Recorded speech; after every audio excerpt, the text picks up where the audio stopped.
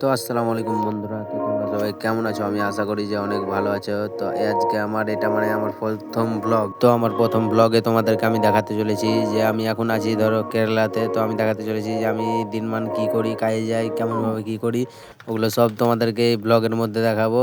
তো কেউ যদি আমার চ্যানেলটাতে নতুন হয়ে থাকো ভাই, একটু সাপোর্ট করবে, ব্যাস আর কিছুই চাই না। আর এটা আমার প্রথম ব্লগে, তো এই আইডিটাকে সবাই তোমরা একটু সাপোর্ট করো, ব্যাস তোমাদের কাছে এতটুকুই যাওয়া ভাই। আর আমি এই এখন আছি বর্তমানে কেরালাতে, বুঝলে। তো এই দেখো মানে যাচ্ছি, ঘাড়ে ব্যাগ নিয়ে বেরিয়ে পড়েছি সকাল সকাল। এই যে তোমরা দেখতেই পাচ্ছ আমরা অলরেডি এগিয়ে চলেছি। তো আমি যে কেরালাতে আছি হয়তো তোমরা অনেকে বিশ্বাস করবে না, তার জন্য দেখো তোমাদেরকে জুম করে একবার জিলাপি জিলাপি লেখাগুলো দেখিয়ে দিলাম।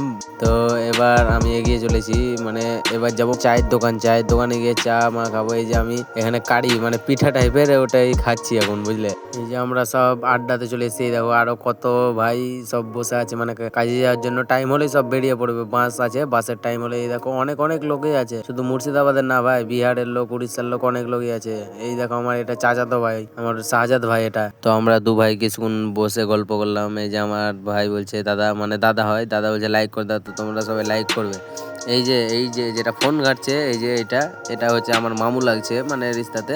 তো মামু দেখছে একবার রেগে আছে, তার জন্য আমি হালকা করে টুক করে হাসি দিলাম। এই যে ফাইনালি বাসের জন্য আমরা বেরিয়ে পড়েছি। এবার বাসে চেপে বেশিক্ষণ শুটিং নিইনি বাসের, কারণ বাসের প্রবলেম হয় কেরালাতে ভাই, বাইরে বুঝতেই পারছো, নিজের গ্রাম না। এবার বাস থেকে নেমে আবার আমরা অটো ধরে নিয়েছি, অটোতে কিছুক্ষণ যেতে হবে, প্রায় 15 মিনিট মতন। তো অত বড় শুটিং নিইনি। এই যে আমাদের গোলাম স্যার বাচ্চা হাই করে দিল টুকুস করে একবারে। তো আমরা এখন অবধি অটোতেই আছি। এই যে অটো থেকে এবার ধরো অটো থেকে নেমে দুপুরবেলায় শুটিং নিতে পারিনি ভাই, কেরালাতে একটু কাজের চাপটা বেশি। তো এই যে এই কাজগুলো হচ্ছিলো, আজ এখানে ঢালাই করলাম, এই তলের ঢালাইটা করলাম, আর ওই সাইডে এই যে গাঁথনিটা করলাম, আরো অনেক কিছু করেছি। এটা দুপুরবেলায় খাওয়ার টাইমে আমি একটু নিয়ে রেখেছি, বুঝলে কিনা। এই যে এতগুলো কাজ হয়েছে এখান থেকে, তো আরো হবে। তো এতটাই তোমাদেরকে দেখাতে পারলাম, আর পারলাম না ভাই, এটার জন্য সরি।